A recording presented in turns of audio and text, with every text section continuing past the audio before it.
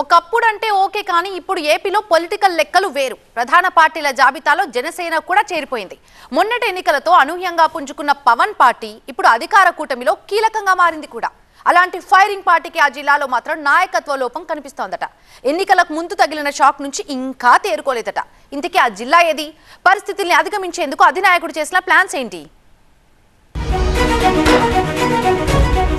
కృష్ణా జిల్లా జనసేనకు నాయకత్వం కరువైందా?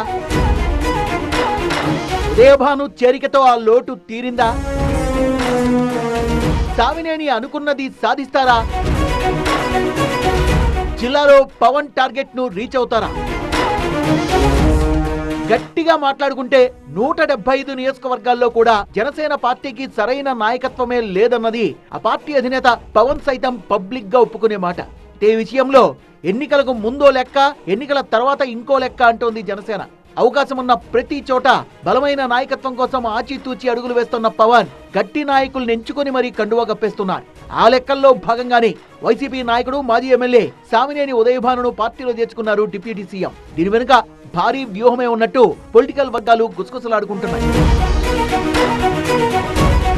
పోతిన మహేష్ వెళ్లిపోయాక విజయవాడలోనే కాదు ఉమ్మడి కృష్ణా జిల్లాలో సైతం జనసేనకు కోలుకోలేని దెబ్బ తగిలింది. నాయకత్వం లేకపోవడంతో క్యాడర్ సైతం చెల్లాచెదురైంది. అలాంటి చోట పార్టీని బలోపేతం చేసేందుకు పవన్ వ్యూహాత్మకంగానే పావుల్ని గదుపుతున్నట్టు స్పష్టమవుతోంది. ఉదయభాను చేరిక అందులో భాగమే అన్న ముచ్చట బలంగా వినిపిస్తోంది. అందుకు తగ్గట్టే ఉదయభాను కూడా పొలిటికల్ గా తన పని మొదలుపెట్టినట్టు కనబడుతోంది. జిల్లాలో నడిపించే నాయకుడు లేక సతమతమవుతున్న జనసేన క్యాడర్ కు ఇప్పుడు ఆయనే బాసటగా నిలుస్తున్నారట. రాజకీయాల్లోకి ఎంట్రీ మొదలు వైఎస్ రాజశేఖర రెడ్డి విధేయుడిగా ఉన్న ఉదయభాను అనంతరం జగన్ వెంట నడిచారు. వైసీపీ ఉమ్మడి కృష్ణా జిల్లా అధ్యక్షుడిగాను పనిచేశారు. జగన్ కు నమ్మినట్టుగా పనిచేసిన సామినేని 2019లో జగ్గయ్యపేట నుంచి ఎమ్మెల్యేగా గెలిచారు. ఇటీవల ఎన్నికల్లో వైసీపీ ఓటమితో ఆ పార్టీపై అసంతృప్తి వ్యక్తం చేస్తూ జనసేన కండువా కప్పుకున్నారు ఉదయభాను. ఇప్పుడు జగ్గయ్యపేటకు గుడ్ బై చెప్పేసి బెజవాడలో బెర్త్ కన్ఫర్మ్ చేసుకోవాలని సామినేని డిసైడ్ అయినట్టు తెలుస్తోంది. ఇప్పటికే ఎన్టీఆర్ జిల్లా జనసేన అధ్యక్ష బాధ్యతలను అప్పగించడంతో అన్ని స్థాయిల్లో నాయకత్వాన్ని కలుపుకొని ముందుకెళ్తూ పవన్ టార్గెట్ ను రీచ్ అయ్యేందుకు ఉదయభాను తన వంతు ప్రయత్నం చేస్తున్నట్టు తెలుస్తోంది. ప్రాసెస్ లో తన అడ్డాను విజయవాడ వెస్ట్ నియోజకవర్గానికి మార్చుకోవాలని ప్లాన్ చేస్తున్నారట.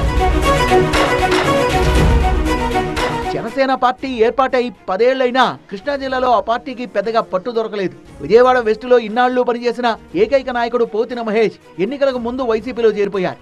డ్యామేజ్ ని కంట్రోల్ చేసేందుకే ఉదయభాను రంగంలోకి దిగినట్టు తెలుస్తోంది. విజయవాడ కృష్ణలంకలో జనసేన జిల్లా పార్టీ ఆఫీస్ కోసం సొంత నిధులతో ఫ్లాట్ ను కన్ఫర్మ్ చేశారట సామినేని. త్వరలోనే గ్రాండ్ గా పార్టీ ఆఫీస్ ఓపెనింగ్ నిర్వహించనున్నట్టు తెలుస్తోంది. కాపు సామాజిక వర్గం నుంచి బలమైన నాయకుడే కాదు, ఆర్థికంగానూ బలంగానే ఉన్న ఉదయభాను జిల్లాలో పార్టీని సంస్థాగతంగా తీర్చిదిద్దుతారని జనసేన అధిష్టానం కూడా కొండంత ఆశతో ఉన్నట్టు తెలుస్తోంది. ఉదయభాను సైతం ఆరంభ దశలోనే పార్టీపై తనదైన ముద్ర వేయాలని ఉవ్విళ్లూరుతున్నారట. విజయవాడ వెస్ట్ మీద ఫోకస్ పెంచిన ఆయన ఆత్మీయ సమావేశాలతో హడావుడి పెంచేశారట. జిల్లా ఇన్ఛార్జిగా బాధ్యతల్ని నిర్వర్తిస్తూనే వెస్ట్ లో కూడా కార్యకర్తలకు నిరంతరం అందుబాటులో ఉంటున్నారట.